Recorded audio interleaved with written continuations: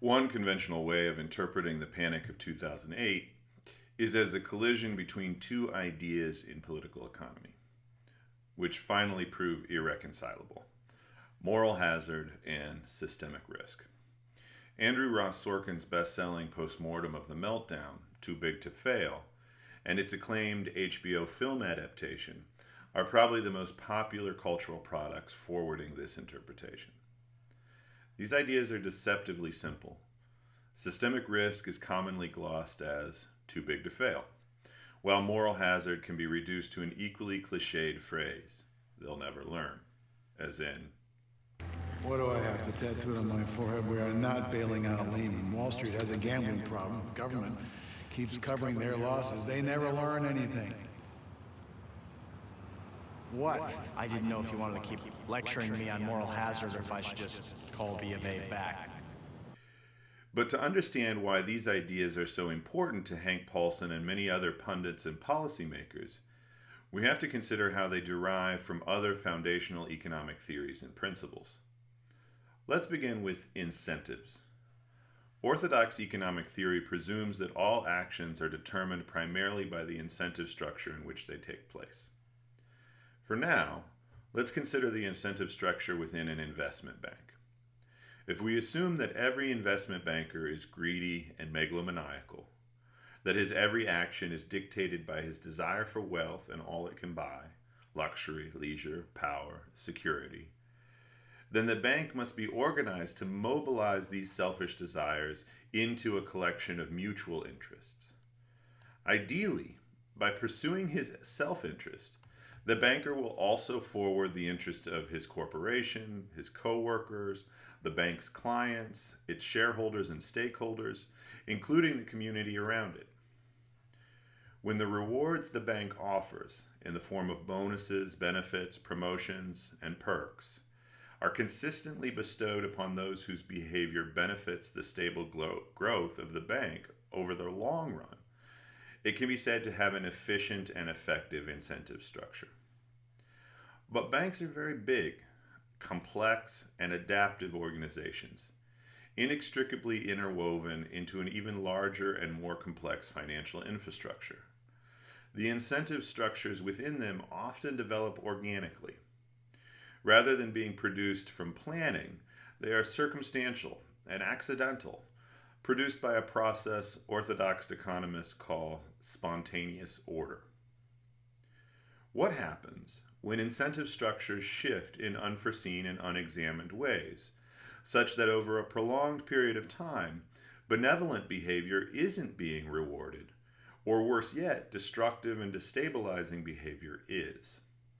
That's called moral hazard, and it can manifest on both the micro and macro level.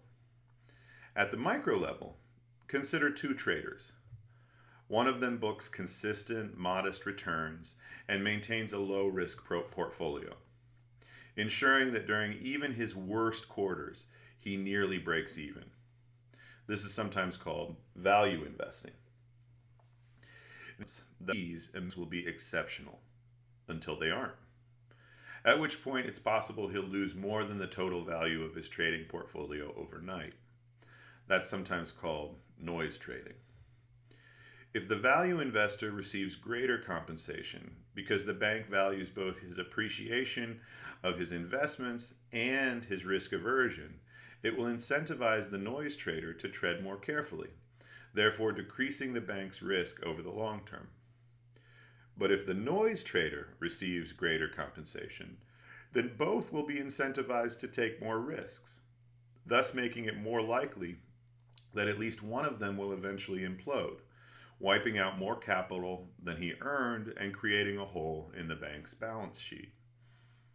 This micro-level moral hazard is part of what inflated the housing bubble. It wasn't just derivatives traders who were incentivized to take catastrophic risks within a system which assured them that home prices would never go down. It was also mortgage brokers, real estate developers, realtors, and even home buyers. But the moral hazard Secretary Paulson is fixated on, the one that allegedly drove his decision to let Lehman Brothers fail, operates at the macro level. If corporations should be organized to incentivize the mutually advantageous behavior of their employees, shouldn't the government agencies which oversee them be organized to incentivize the mutually advantageous behavior of the corporations? If the U.S. Treasury and the Federal Reserve repeatedly step in to bail out or otherwise prop up banks and businesses which are overleveraged, illiquid, corrupt, or otherwise poorly run, they are theoretically disincentivizing executives from running their companies responsibly. Many will perceive each bailout as an implicit commitment to future bailouts, thus making crises more common and the burden on taxpayers even greater. Moral hazard is closely associated with the theory of creative destruction, a term coined by Austrian-American economist Joseph Schumpeter. It basically means that bankruptcies, recessions, and other ostensible failures within the financial system, while they undoubtedly do damage to individuals and institutions, are actually macroeconomic necessities and even social goods when considered over the long run. That is, when a business or even an entire industry goes under, the pain and suffering of those directly affected is relatively short-term and contained. Whatever rises in its place will be superior in many ways, eventually replacing the goods and services that were lost, as well as the jobs, and providing some combination of higher quality, lower costs, better efficiency, higher wages, or better working conditions. Hardline advocates of creative destruction argue not only that letting Lehman Brothers fall was the right thing for Paulson to do, but that he should have done the same for Bear Stearns, AIG, and any of the other banks, financial services companies, and other businesses whose irresponsible management made them vulnerable to the collapse of the U.S. housing market. While these advocates admit that such a scenario might have led into a much longer and deeper recession, they argue that we also would have had a more complete and robust recovery. Every time government interferes in the process of creative destruction, it is potentially just delaying a collapse which is inevitable. And the longer a broken system is bandaged together by government stimulus, the worse its eventual total failure will be. So, given his apparent vigilance about moral hazard, why didn't Hank Paulson make all the ruthless and stupid Wall Street tycoons pay the same steep price as Dick Fuld? The answer is systemic risk. You can't put this all on your own shoulders. We're running out of options. Then you just keep trying. That's what you do. Eventually, something's gonna work. I'm not sure that is true anymore. There's not a bank in the world that has enough money in its vault to pay its depositors. It's all built on trust. And Wendy, we are so very close. Morgan Stanley and Goldman are an inch away. If the other banks stop trusting them, if they pull back on interbank lending, it's over in a matter of hours. And from there, it goes too fast to stop. A run, and not just one bank, I mean, on the whole system. Average people wondering, is my money safe? They start pulling their cash. And after that, lines outside the bank smashed ATMs. A couple of weeks. There's no milk in the store. By the way, this speech appears nowhere in Andrew Ross Sorkin's meticulously researched book. It is an invention, inserted at a crucial moment in the narrative arc. I want you to ask why. When adapting Too Big to Fail for a presumably much larger audience, the filmmakers chose to express Hank Paulson's speculative Armageddon in these particular terms. Paulson and Bernanke did, as Sorkin documents, lean very hard on doomsday scenarios when making their case to executives, fellow regulators, the Bush administration, and Congress. And those scenarios were all based on the idea of systemic risk. The theory of systemic risk goes like this. There may be certain private sector institutions so foundational to the U.S. economic infrastructure that their collapse would be like that of a load bearing wall, bringing the whole thing down.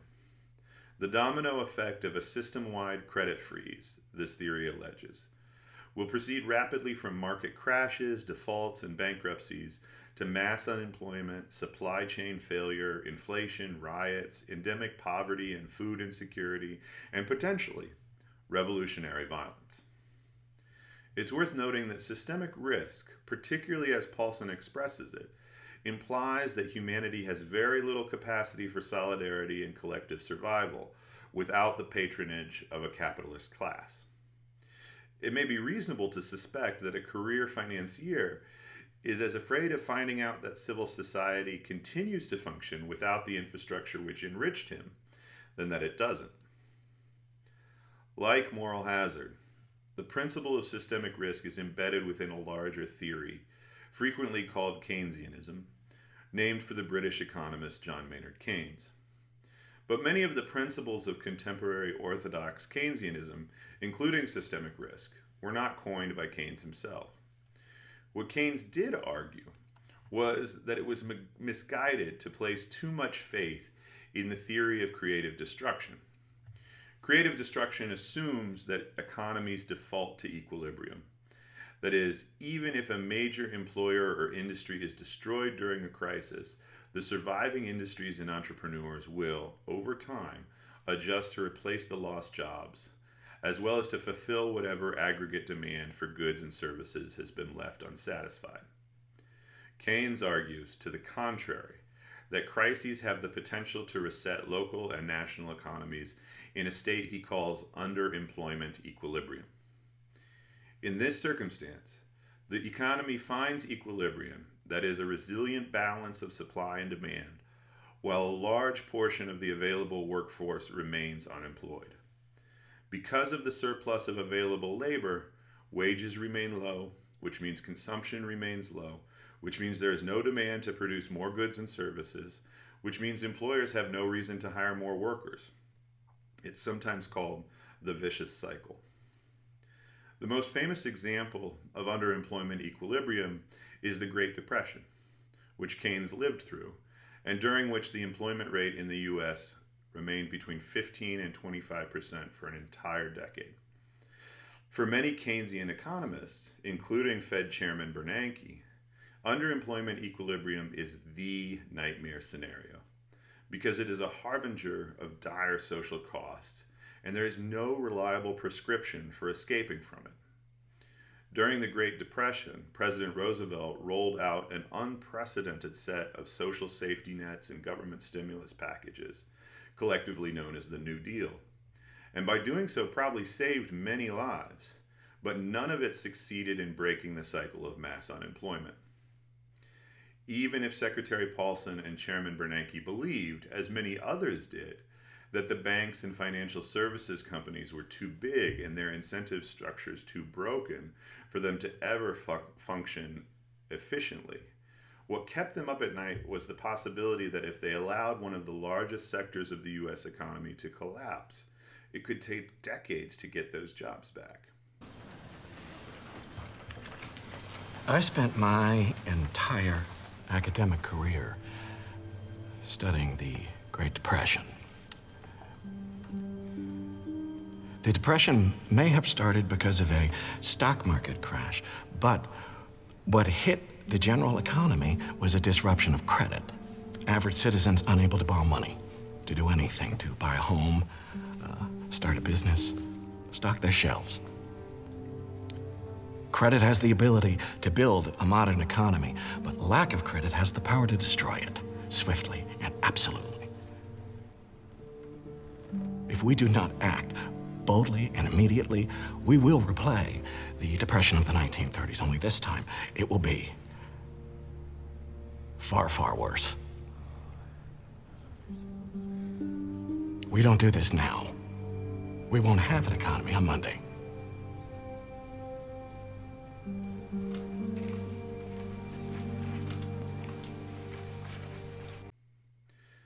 The fact that systemic risk and moral hazard present themselves as irreconcilable economic principles should make evident that they are theoretical and ideological, as are the canons of economic thought which produce them. They are frameworks for government policy and decision making, which are supported by a set of historical and speculative imaginaries. Put simply, Ben Bernanke spent most of his career studying the Great Depression, so his approach to the 2008 crisis was dictated largely by his fear that it would reproduce those conditions. Hank Paulson spent most of his career in the cutthroat world of investment banking, competing with men like Dick Fuld and Lloyd Blankfein. He was intimately familiar with how their minds worked, and thus deeply worried about what they might be inclined to do if he allowed them to believe the government would always be there to backstop their most risky and legally dubious practices. One of the strengths of Too Big to Fail, in my opinion, is that it shows Paulson and Bernanke interpreting the crisis and explaining their interpretations within these historical and speculative imaginaries. The stories we tell about the past and the future have an enormous and immediate effect upon both government action and individual behavior in the present. How you are no doubt of an economic crisis is as much about what we fear might happen as it is about what is actually happening. To a significant degree, what actually happens is determined by our collective fears and fantasies. I invite you to think about the ways in which systemic risk, moral hazard, and the other economic theories and principles which drove government action during the Panic of 2008 are impacting the politicians and other public figures who are debating policy responses to the coronavirus pandemic and the associated economic crisis. Both the Federal Reserve strategy and the CARES stimulus package have clearly drawn heavily upon Paulson and Bernanke's model, as well as the criticism of that model in the intervening years. Unemployment has risen by 7% in the past month, faster even than it did during 2008 and 2009. If it continues at that pace for another month, we will find ourselves at Great Depression levels. By extending unemployment benefits, subsidizing payrolls, and providing stimulus checks directly to taxpayers, the CARES Act attempts to slow unemployment and, more importantly, manufacture aggregate demand so we avoid reaching the potential underemployment equilibrium where there are no jobs to go back to when the pandemic passes. However, the negotiation of the package also took into consideration moral hazard. This time, there was less concern about banks and bankers and more concern about essential workers. What if they made the stimulus package so enticing that frontline workers preferred to be unemployed rather than accept the higher risk of infection associated with continuing to work? Those are just a couple of examples. What are the stories you see people telling about the past and the future to influence how we conceive of and respond to our present circumstances?